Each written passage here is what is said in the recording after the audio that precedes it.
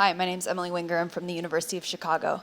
I had a question about the clustering step. So it seemed like that step relied on the presence of a very heavily poisoned model to detect the weakly poisoned model. And I'm wondering what happens if there are multiple models that are weakly poisoned in the set that's presented. How would the attack perform, or the defense perform in that setting? So let me go back to the overall structure, not just the filtering.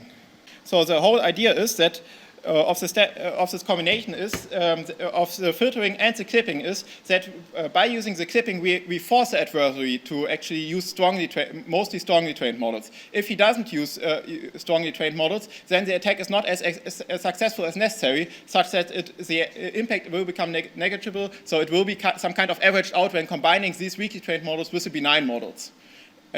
Yeah, so that by this it can be fixed. But of course, this was also a reason why we choose this threshold of 1/3 to make this very sensitive, because we noticed that the classifier is more likely to have false negatives than false positives. So that's why we make this Poisson cluster identification very sensitive. Okay, maybe I can ask one question. So it's about the attacks. You are running the backdoor attacks. Yeah, I guess I didn't capture the details, like what kind of backdoor attacks you're running. The reason I ask is actually I see this line of research on a standard machine learning, lots of new backdoor attacks, like something start from patch 1 pixel, and then you will even see the patch and the adversarial patch and the benign images blend together. So it's more and more advanced. So just want to get a flavor of what kind of attacks you are running, and do you see like any new attacks that can bypass your defense? Yeah. So basically, we tested two types of attacks. One which uses trigger-based or a patch-based trigger. So using, for example, a red rectangle in a certain position of the image, and if this trigger is present, then the backdoor shall be activated. But we also used mainly semantic backdoor attacks, which are significantly harder to detect. So, for example, in the image scenario, it would be one example that we evaluated was cars that are in front of a striped background shall be classified as bird. This attack was originally proposed by Backdoor et al. And here, this is actually very, very hard to distinguish from in case of non-ID scenarios, where the data of different clients can differ from each other, as this is just, it's not really clear how to identify this as a backdoor. But by this focus, to make the backdoor effective, we were able to detect it. Okay, thank you. Oh, one question from audience. Hi, this is Li Ming Yang from UIUC. I have a question just a clarification question.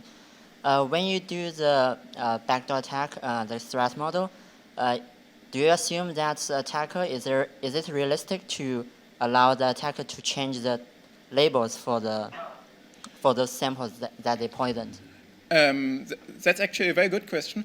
It depends on your threat model. So usually to change the labels is way easier than performing other advanced techniques like upscaling these model updates, because for changing the learning process itself, you need to compromise the device that actually performs the training, while for just changing the labels, this is significantly easier than other techniques, because here you just need to poison the data source itself. So for example, if the client does not collect the data, but just use it from somebody else. So it can be still benign, but basically still use poison data, and by this accidentally inject a backdoor. For example, in the network intrusion detection system example, the training data are collected by just capturing the network traffic, and if during this phase already one IoT device is compromised, then malware traffic will be captured and be considered as benign, and so by this would be easily possible, although the device that performs the training is still benign, but it just is not able to detect the attack traffic. Okay, any question? Oh, we have one question.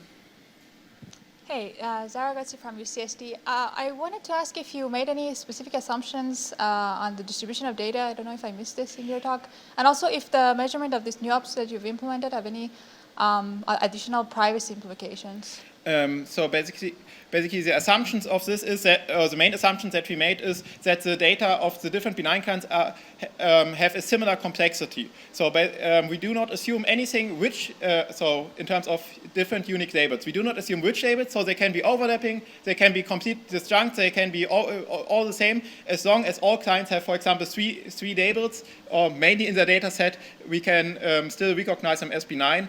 And the assumption that we made here, or the observation that we made here in this case, is that the backdoor usually have significantly less labels than the benign clients. So they can still overlap. So, for example, if we have a benign client that have pictures of cars, dogs, and ships, and the malicious clients try to inject a backdoor that has ship as target label, we can still detect it, although it overlaps with the benign clients. So the only thing is that we assume is that it's a similar complexity.